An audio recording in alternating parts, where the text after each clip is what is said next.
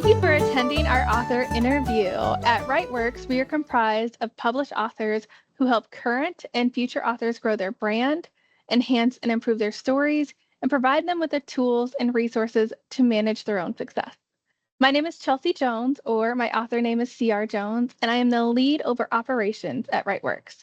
I have two published sapphic sci-fi romantasy books, with the third coming out this winter, and will be releasing my first young adult sapphic fantasy next year. With me as a co-host is Tracy Love. I'm Tracy, and I'm the co-founder and director of communications for WriteWorks. I have my first book, Maiden's Path, of my Spirit Warrior series published, and I'm working on Mother Moon, which is book 2. It's a metaphysical and sapphic series for the most part, with some cross-genre later on as the series progresses. Fantastic. And today we are super lucky. We have an indie author, Genesis Bird, in attendance to talk with us about our theme for the month, which is sex positivity. She's going to share a little bit more about herself and her books, and we're going to get into the nitty gritty of all things sex positivity. First, let's kick it off with her bio. Yeah. Jen Bird is a Canadian indie author who loves maple syrup, puns, and the cathartic stab of needle felting. Her child is often heard saying, "Why are you like this?" With a background in psychology and children's education, you'll often find her in the kids section at the library, but she does, in fact, write spicy adult books that tackle big topics such as grief, identity, privileges, and mental health. She's currently working on a 3-part series, The Travel Diaries of Jess O'Malley, that takes the reader on one woman's journey through 3 countries, 3 stages of life, and 3 great loves.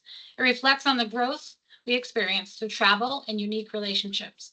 While writing holds a lot of heart space for Jen, mostly her time is spent unschooling with her rad kid and enjoying the incredible connections that this writing journey has brought to her life.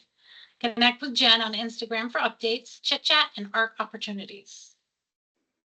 That is amazing. First, I love the little maple syrup line. That was really cute.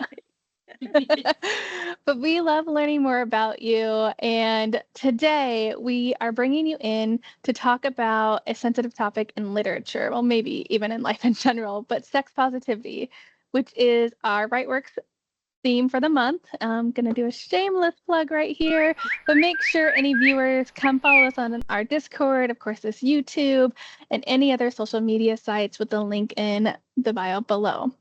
So each of us at WriteWorks has created a video about what sex positivity means in literature and why it's important to us. And I want to start right there for you. What does that mean to you, and why is it important for you? Yeah, such a good question. Thank you. I think I relate a lot of things to parenting because like that is such a big part of my life. And I think because a big part of being a parent has been like reparenting myself, right? And also sort of being on what I'm aiming for is like a sort of decolonial journey. And we'll talk about how sex positivity is part of that, right? But when I think about why it's important in literature, I think about how we do things at home, and often we model topics or bring up topics because we want our kid to know that they're on the table. Like, these are things we can talk about, you can have questions about, here's some language. And obviously we're not going to get all of it, but I think when I think about books kind of the same way, and why all different kinds of representation is so important in literature, because we don't always know, we don't always have the language, and we don't know what's okay to talk about or think about. And so having that invitation through someone else's story kind of depersonalizes it a little bit, and then it offers an invitation for us to consider how we think and how we feel, and to know that someone else, at least one other person, is having some of these thoughts. And so especially around sex and sex positivity and identity and all those pieces, that is such a like hot big topic in our culture. It seems like we're in a better place than like when I was growing up, but like we still need to see all different kinds of relationships and all different kinds of connections to self and other and body reflected around us to know like, hey, it's okay. And these are things we can talk about, and it's normal to have curiosities and questions and interests and all that kind of thing. Thank you. Yeah, that so many thoughtful points in there. Um, the parenting and reparenting piece is something I'm really happy to hear you mention because, I think that one of the misconceptions about sex positivity is that it's all about sex and Mm-hmm. it's really so much deeper. And I think that we're just finally at a point in our world where we're able to have those conversations. And like you said, have the language to know, oh, like that wasn't an okay thing I was taught. That Mm-hmm. was not even a truth. These bigger pieces that we come to, that sexuality is just one part of who we are as humans, but Yeah. it comes with a lot of shame in our culture. And so I love that you brought in the language of decolonialization, um, because that's where a lot of the shame lies is in the colonial mindset. So yeah, it because stories go so deep and are so profound. I'm Mm. loving all of the pieces because when you're talking about parenting being sort of the lens you look through, I think that um, the generational healing is Yeah. part of why we touch on sex positivity, and it Yes. really goes along with why we tell our stories in general. Yeah. So I'm going to move on to my next question, Jen. In your books, you write about sex and sex positivity, including this queer spectrum. You already touched on a little bit of this, but you tell us where your passion for sex positivity and the representation comes from. Yeah. So, like, originally, okay, where do I start? Originally, I set out to just write a really smutty book. Um, Love that. I was like, smut, smut, smut. That's what I'm gonna write. And because I had we're in 2025, so I started writing Forget the Feckin Wellies in 2022. And that was the first time that year was the first time I like looked at myself in the mirror and like didn't hate my body because Mm, like whoo. So try not to like get emotional on that yeah, one. yeah. And from there was this all the context like behind what got us there. But it did involve some changes in relationships in our life. And so for my husband and my kid and I. So I had this moment where, I looked at myself in the mirror for the first time and like didn't hate what I saw and like, noticed things. I was like, yeah, we're a little squishier than we used to be in some areas. Some things are less perky, but there wasn't criticism. It was just sort of observation. And like, that was new. And from there, I had this like, it sounds so weird to say like awakening, but it was literally like, all of a sudden being on a parallel universe where I was like, whoa, people connect. They connect physically. I had no idea, I had no idea that um, through any kind of physicality was really a way that people felt connected. And so I set out, I was going to write this smutty book because I was like, yeah, sexual awakening, let's do it. And then what came out was way less. Obviously, sex positivity and sex is a part of it, and it's spicy. Um, but this whole other story of these two characters came out, and in that, I found myself kind of rewriting narratives that I had grown up with and that had been taught, and you used the language of like untruths, right? Like these were things that were taught to us and that we accepted as truths, and like actually not so much. And I also really wanted, like for Jess in particular, I really wanted to write a character that did not have all the hangups that I have. Like, she's a geriatric millennial, so she's got some shyness around sex, and she's grown up with weird things, but she doesn't have the shame. Like, she's got shyness, but not shame. and so I really just wanted to like, how could I write about somebody having relationships that just didn't have all that baggage? And that's kind of like where it started. And the second part of your question, I think you mentioned, you know, in terms of representation. Yeah. So to me, it felt very natural to write the community that I live in, which is a diverse community. And also, you know, I think about my kid who is non-binary, and I don't have to say this to you, but like by their choice. The odd time we get interesting questions that's like, oh, you're so progressive. Like, did you? No, like, no, I did not choose for them to, you know, like this is their journey. We're just supporting it. We're not like, so, um, so I don't have to tell you that, but I'm throwing it in there anyway. Yeah.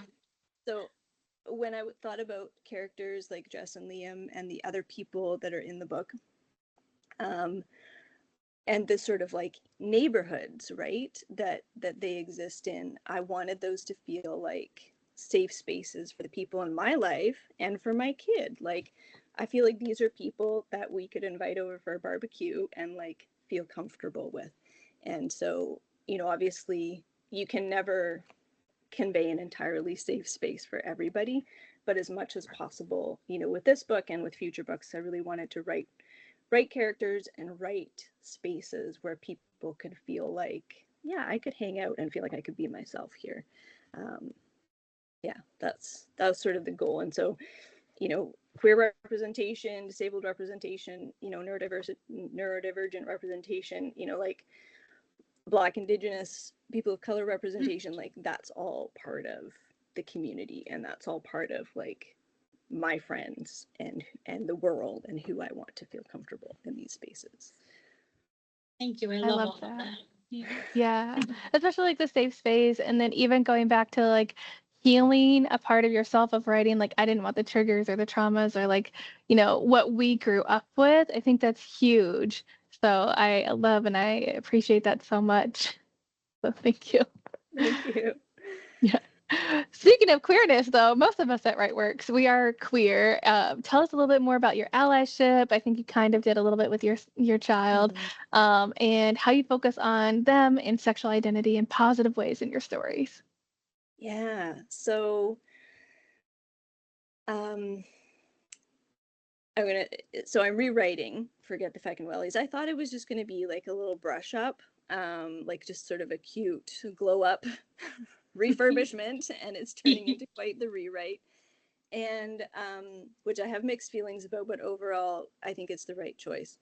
And one of the things that was a catalyst for that is in the second book, which is written and like partially edited.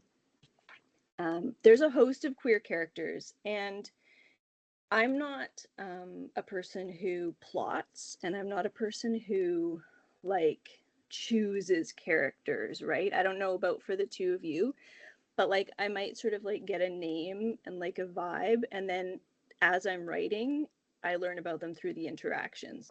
So, you know, I found out in the second book so many of these characters were queer because I was like, oh, well, you're living with Natsuko. Great. You're a lesbian. Fantastic.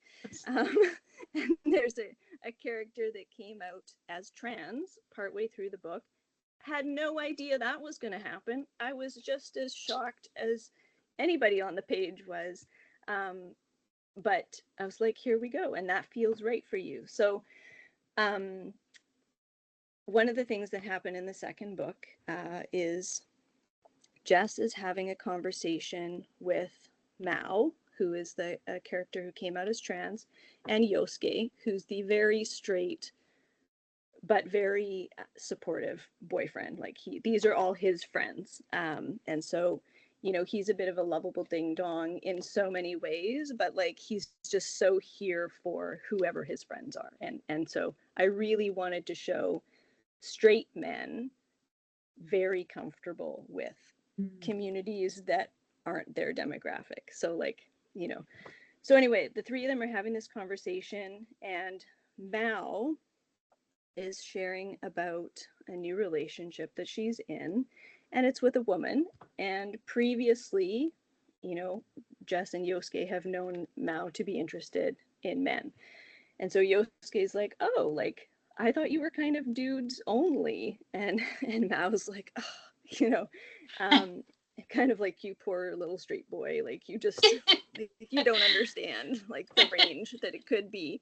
And says, you know, it's about energy, and it's about just the connection with this person. And you know, this is someone who has been interested in me for ages, you know, when I was Rio, and now that I'm Mao. And like, you know, so they, you know, just talking a bit about that connection, and that it's like, it's not about, you know, your bits and bobs, it's not about your specific gender, it's like this person. And so Jess has an internal moment where she reflects on times when she's been attracted to other people. And that wasn't something that was written into the book in the first edition, because I didn't know that about her then. And I was like, oh, look at you. So I really wanted to be able to bring that into the book. And so that was part of the catalyst for that rewrite. And one of the things with this series is just really wanting to show like how people grow and evolve and change over time. And I feel like, you know, having my own little journey with these characters, where we're all kind of growing and evolving and changing over time. And it was neat to see that this character, that like there's just this other layer.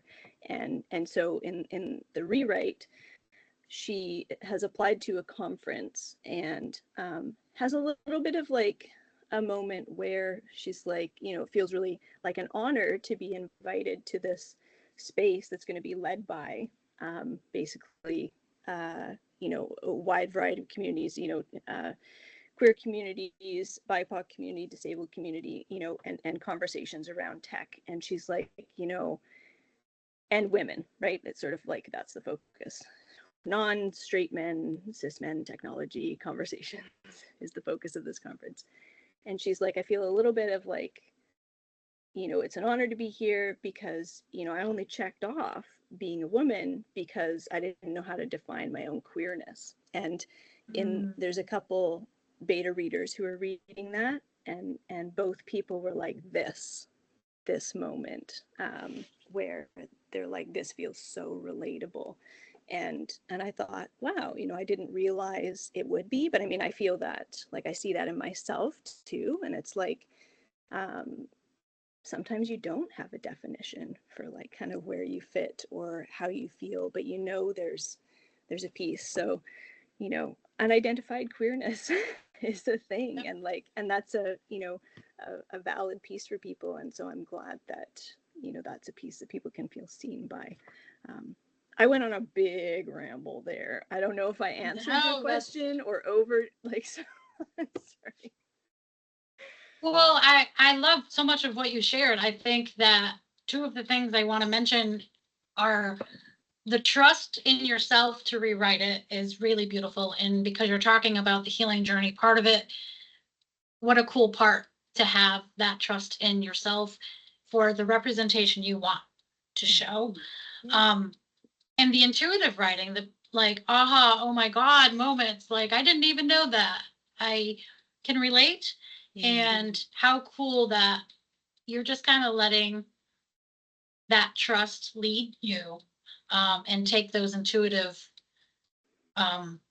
pieces of information about the characters you thought you were creating. I know a lot of other writers will relate to that because we think we create them, and it is not always that easy. But as far as the queer representation, I think what I'm hearing basically is we're realizing more and more that there's just a spectrum of possibilities. And when we find language, or sometimes it's not language, sometimes it's a vibe we have with an individual, and we've never felt like that's sitting next to them. So that's the vibe. It's a different, it's a body language in a way, really, and it's energy. So I think part of sex positivity is realizing we have this spectrum, and it's like just vast, and starting to celebrate what comes as we get older and change and come to new truths and new realizations. So thank you, yeah, for sharing all of that, because those are some really important points in our sex positivity theme this month. I'm going to actually go into a little bit. Can you tell readers just a little about how both Jess and Liam, specifically their background, play into the sex positivity that was such a central part of your story? Sure. This was a hard one when I was thinking about it.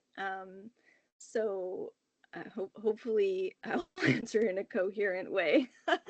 Okay. So I'll start with Liam first. So with him as a character, I really wanted to show someone who is he's not had like a great modeling in his family. That's a bunk family situation that's happened for him. So I wanted to show someone who came out of that and is engaging in therapy, is able to be vulnerable, is accessing his emotions, and has strong relationships with women and comfort around queer communities. Like those were kind of like, when I think about a green flag straight man, I think about mostly those things, right? Plus he's hot and Irish, so like let's just bring it all home. That works well for me. So and he's also a history buff. That's his jam. And so when I think about so many of our kind of like newer understandings, because of how so many of us have been brought up. It's not like this is new information, but it's often newer understandings around the patriarchy and colonization and how that's impacted, our ability to connect with our emotions, to connect with ourselves, to understand, the spectrum of queer identities, to understand what, lots of different ways that sex and intimacy can look. I think about how pre-colonization, this was all knowledge and this was all accessible. And so for Liam, as someone who's so interested in history, this isn't written in, but I may actually add it into the rewrite. I think of him as someone who would be aware of that stuff. And even though he's like grown up in a Catholic narcissistic household, he would have this framework of like what is historically natural for people, and the ways in which colonization has taken that away from us. So for him, that's kind of what I think about it as his background and how. And I wanted readers to also get to know both him and Jess before they met again, and then quite a bit before they actually have sex, because I wanted for readers like, and there's nothing wrong with this, there's lots of ways to write smutty things, and I think that's great, but for me in my own self and for readers of these two characters, I didn't want it to feel like a one night stand for the reader. Like I wanted them to feel comfortable who they were going to have sex with, on these pages basically. And so I wanted it to be really clear for readers with both Liam and Jess, with each other, and then also through other relationships, like who these people are, because that sense of safety seemed important to me. And for Jess, in this first book, like it does talk a bit about some of the sort of issues and topics that are in terms of human rights that are important to her. That's like how she ends up in Ireland because she's going to this conference, and then she has some conversations that reflect those pieces. We really, in the second, and then it's going to be the third book, get to actually see some of those learnings play out and how they have like influenced this belief system that she has and this understanding that she has of the world. And so in the second book in particular, she's got lots of queer friends.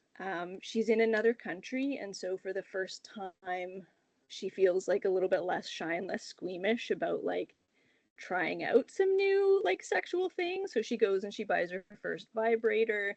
And like we get this snippet where like she tried to do that a few years ago in Vancouver, and then like she like ran into an old teacher and was like, ah! And so, you know, when you're in a new place, you know, you have access to new parts of yourself often. And so in writing, you know, what is also a travel series, I wanted to show, you know, how we grow and how we change in relation to different places. So, you know, her background there in Japan in particular is like hanging out with all these different people. She also has becomes friends with another couple, one of whom is a wheelchair user, and um, you know, seeing their interactions and just also how like how sexy the male partner finds his fiance. Like he is not subtle about that, and it's like all bodies need to be celebrated and feel um, desirable if that's what they want. And so, you know, Sanjay is just loving on Yuki, and like there is no question or conversation about how or why or you know why he might feel that way. It's like, yes, she has a disability does not change the fact that she has this incredible like, you know, desirable personality and body, right? So you know, Jess is there and she's observing all those things, and so she too is like then taking that into what she considers around like sex and sex positivity and the kinds of relationships that are okay. Um, and I wanted, like Liam, I wanted the reader to have that sense of how she sees this as something that is natural and should be available to all people. Yeah, thank you. I love how I'm hearing more about how Jess is going to progress. So these are like little teasers, and I'm loving it. And I brought my book because I want people to see it. You know, a visual. We all love the cover, right? Thank you. So the last thing I have is I lost it. I think the last thing I have, Jen, is I really wanted to mention that I'm going to show the cover of this lovely book one more time. One of the things that really stood out for me is how well you wrote the scene that included consent. And consent is a really big part of what we're going to cover this month with body positivity.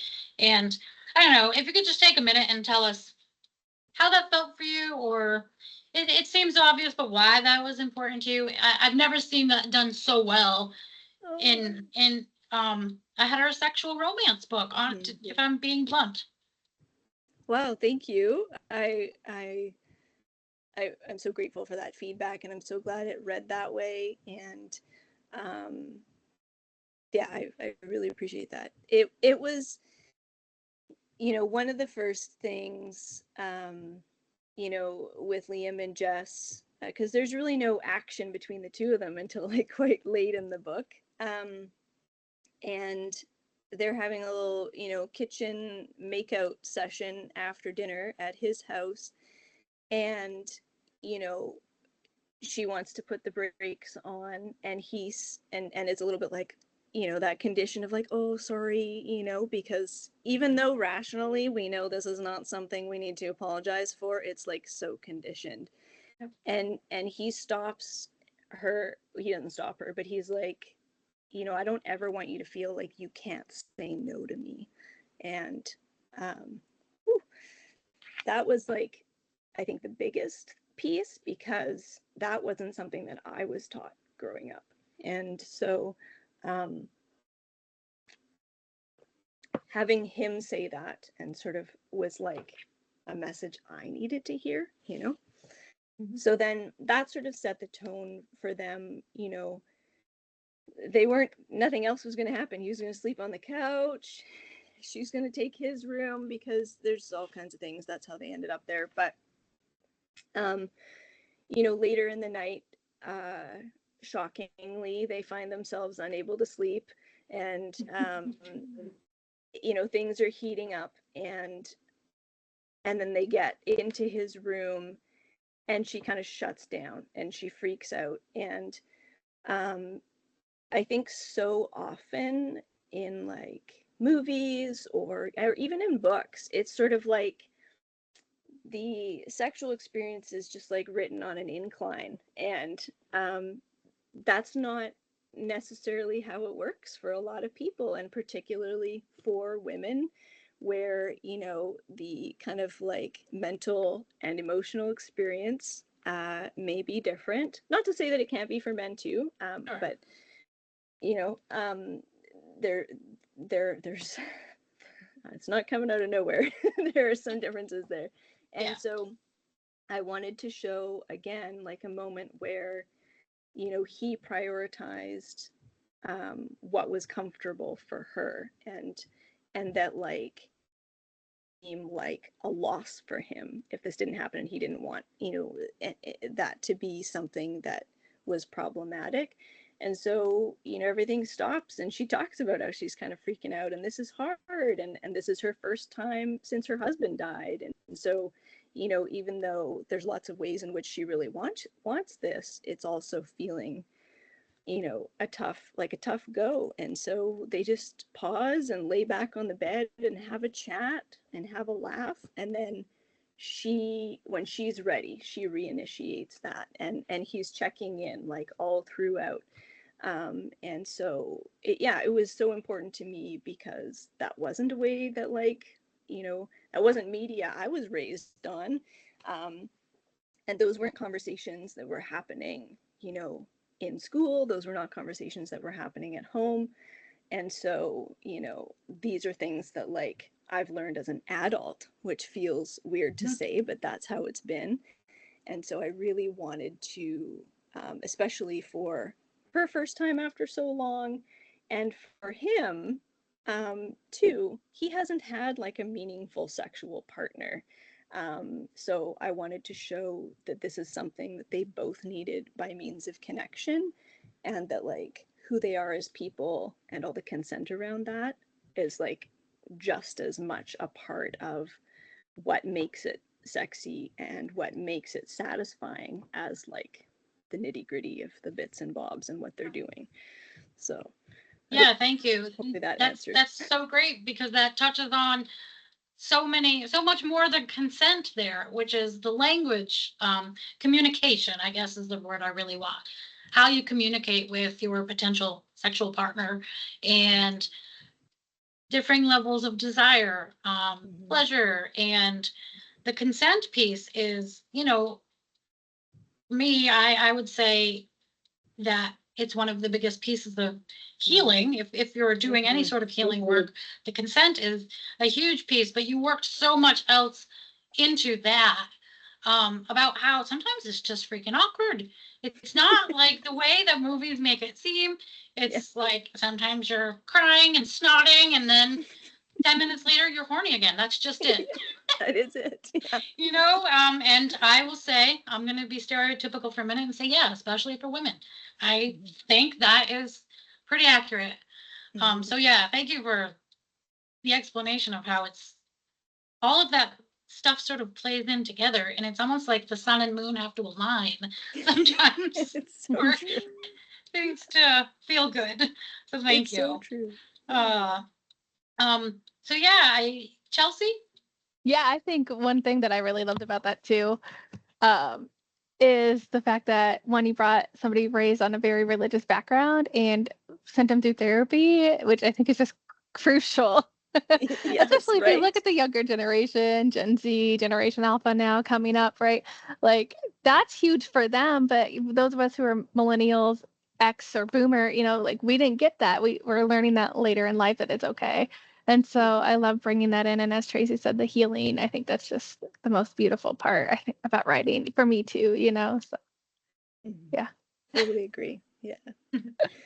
Good. So I do want to ask a couple more questions. One you kind of touched on, which I thought was so interesting about your intuitive character writing process and learning about them. But what's the rest of your story writing process? Are you a pantser? Are you a plotter? Are you something in between? How does that happen for you? I would say mostly a pantser, and I learned the term, I think it's like reverse engineering or something. Mhm. Because and so that's so helpful. I cannot plot. I don't know who these people are. I don't know what they're doing or where they're going. You too, okay. I'm the plotter of the group. You're It's the okay. plotter. You know it all. I Wow. know. It's amazing. It Yeah. blows my mind. I have so much admiration for people who can do it, and I just like, how? Yeah. Where does the That's how information I come from? feel about you pantsers. I'm like, how do you do that? How did it line up? Well, sometimes it doesn't, and then you Right. need to, Sometimes and it then you doesn't. need to go back with your, whatever your sticky notes or whatever it is, and like plot it out backwards. Yes. But like, I mean, the first book I did write sort of start to finish, and I mean, it changed a lot. But the second one I wrote like scene by scene, and it takes place over a year. And so like I'd be like, oh, okay, what month are we in, and or how did this, where did it happen? So yeah, it's like whatever comes, and then I sort of piece it together and see what fits, and I just can't do it another way. That's So I admire amazing, you. though. And I think I'm hearing it's hard for you to explain what your process is because the word process doesn't even feel right. Fellow Pantser language, I know you know.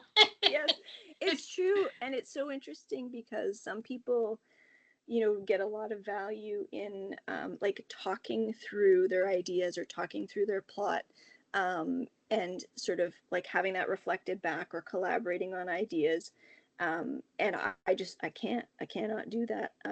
I'm happy to do it for other people, like I can be Sure, that for you, sure. but yeah, and also because I think, um,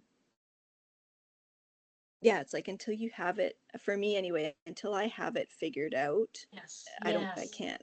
Yeah. So you're nodding I there. do. I think that's I it. totally get it. I think it's Yeah. introverts in us, right? Like, plus I'm not very good at like even now I'm like rambling, right? I'm like I'm not very good at speaking on the spot. I like to have my script type thing. So I think that's the Yeah. introvert part of like I have to know what's happening in my head, or I have to create that scene here Yes. before I can vocalize that. Well put. Yes, Yeah. definitely. Yeah. Yeah. Thanks. As You've I bridged rambled the through that, but plotting thank you. pantsing. Yeah. You're so sweet. So if you could give advice to authors about writing sex, sexual identity, or pleasure, what would it be and why? Yeah. So I think go to the questions that you needed answers to, when you were younger or you were growing up, or thinking about what narratives would have helped you and what you needed to hear, and whatever that is, like, I appreciate that, like, part of sex positivity is also embracing that, like, that isn't something everybody wants to engage in. Sexual intimacy is not something that works for everybody, and so that has to be part of it too. And so we need all that representation, but I definitely think, when we think about what stories we needed, what information we needed, what questions did we need to be able to sit at the back of the class for and have someone else answer, just to know that it was like, or have someone else ask just to know that it was an available topic. Yes. Yeah, that's kind of, I think, the advice that I would give. Thank you. Yeah, I'm remembering the quote. I believe it's by Maya Angelou that says something like, "If there's a story out there that you want to read and it doesn't exist, you need to write it." Yeah. And I think that leads a lot of us. So I think that's what you're saying there, Jen. Definitely. We really want to thank you for being with us today. Our theme for August is going to be so much more rich because of these conversations. And I'm glad that when we talked about intuition a little bit earlier, I'm glad that Chelsea and I trusted our intuition and said, wow, this is like the perfect story. This is the perfect author. Because, you and I have chatted, and I'm going to try to do that. We've chatted, and so I know your values too. It's so cool to know the story and the author. And I think that's one of my favorite parts of this universe is that reality that, wow, we know when you get to know both, that's like true magic, the author and the story, because then you know both more deeply. I know you more deeply through the story, and I know the story more deeply having known you. But yeah, I just we touched on so many important parts of sex positivity today. And I hope that one of the things that our listeners can take away is knowing much, how many layers there is to the topic, and to know that at Writeworks, this is a big part of who we are, not just because we write spicy, but because we write things that are about those larger pieces of finding who you are, the journey, the realizations, the language, and the healing. I don't want to forget the healing, because I think that's what really connects a lot of us at Writeworks and people like you, Jen. So yeah, thank you so much for taking the time to be with us today, and I appreciate everything you brought to the table. Thank you so much for having me. I'm so grateful for this opportunity, and to connect with the two of you like this. Like, what a neat way to spend a Sunday. Yeah. Same. And for those who are watching, Genesis, where can they buy your books? I know that we'll also include it in the link below, but if you want to showcase any of that, we'd happy put it here. So I think the one that Forget the Feckin Wellies, the original edition, it is out there in the world, but I definitely encourage anyone who is interested in that story to just sign up to ARC, the second one. And this second book, ARC sign up, is there too. I'll send you the links, the link tree for that, because I feel like, that story is just going to be so much richer and more meaningful than even the first edition. So encourage people towards that one. Perfect. I love it. We'll happily send them to your ARC. That's perfect. Yes. And Tracy said it so beautifully, but thank you so much for being here and just being so open and wonderful. And like she said, it's so amazing getting to know the people behind the stories. And I love that so much. And the process. Like, I'm such a process. Like, how did you do that? You know what I mean? So thank you. Which also leads me, yes, thank you, to thank our audience. So thanks to everyone who watched, for sharing all the great things that we need. We are very grateful for your participation. Do remember to check out Genesis Books. We will have her link listed below, and check out our link tree as well so you can learn more about Writeworks, our upcoming events for authors, and our literary community, as well as coming soon, our services will be available on our website in the fall. So thank you, everyone.